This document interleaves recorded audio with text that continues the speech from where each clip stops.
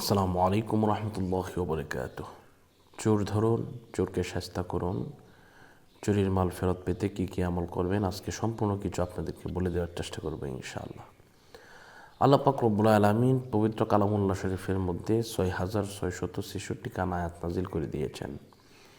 এর মধ্যে একখানা আয়াত আছে, এই আয়াতে কারিমা যদি কেউ ১,১৫,০০০ মতান্তর ১,৩০,০০০ বার যদি কেউ পড়ে, তাহলে যে ব্যক্তি চুরি করেছে সেই ব্যক্তি যদি আপনার মাল ফেরত না দেয়, আপনার কাছে এসে ক্ষমা না চায়, তাহলে তার গলা দিয়ে নাক দিয়ে রক্ত বের হবে, এমনকি তার এমন পরিস্থিতি হয়ে যাবে যেটা সে কল্পনাও করতে পারবে না।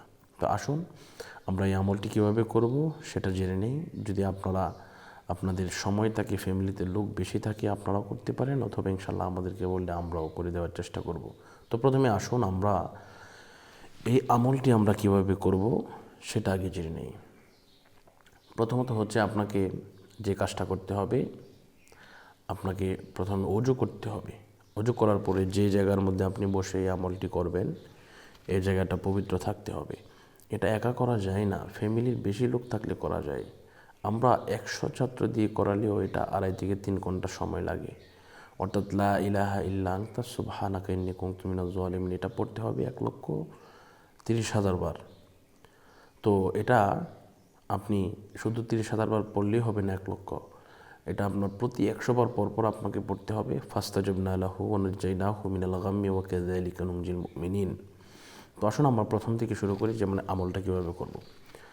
তো আপনি সুন্দর জায়গায় বসলেন, বসার পরে আপনাকে যে কাজটা করতে হবে, বিসমিল্লাহ সহ সূরা ফাতিহা একবার পাঠ করতে হবে।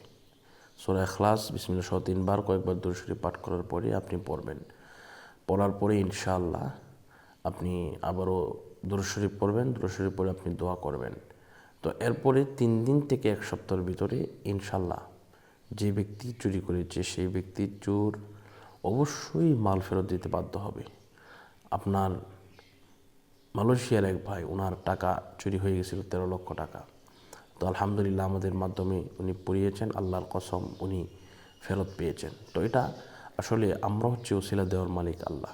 যদি আমাদের সাথে যোগাযোগ করতে চান, যদি জানতে চান কিছু, এই নাম্বারে যোগাযোগ করবেন 016-430-63744। ইনশাআল্লাহ আশা করি এ উসিলায় আল্লাহ পাক আমাদের সকলের মনের আশাগুলো কবুল করবেন, মঞ্জুর করবেন, সেই কামনা এবং প্রত্যাশা করে আজকের মতো এই পর্যন্তই বিদায় নিচ্ছি। আসসালামু আলাইকুম ওয়া রাহমাতুল্লাহি ওয়া বারাকাতুহু।